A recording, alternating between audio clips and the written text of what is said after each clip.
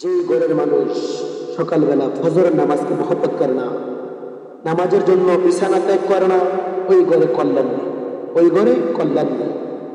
মুসলিম শরীফের 725 নম্বর হাদিস।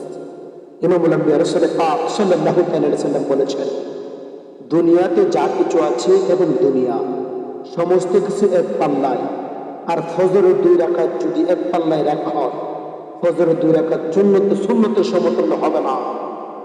হযরত আয়েশা সিদ্দিকা রাদিয়াল্লাহু তাআলা আনহা থেকে বর্ণিত, তিনি বলেন, রাসূল পাক সাল্লাল্লাহু আলাইহি সাল্লাম ফজরের 2 রাকাত সুন্নতের জন্য এত ব্যস্ত হইত, অন্য কোনো নফল নামাজের জন্য ততটা ব্যস্ত হইত না যতটা ব্যস্ত সকালবেলা ফজরের নামাজের 2 রাকাত সুন্নতের জন্য রাসূল পাক সাল্লাল্লাহু আলাইহি সাল্লাম এত ব্যস্ত হইতেন।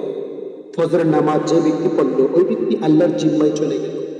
ফজরের নামাজ যে ব্যক্তি পড়ল, ওই ব্যক্তি আল্লাহর জিম্মায় চলে গেল। আল্লাহ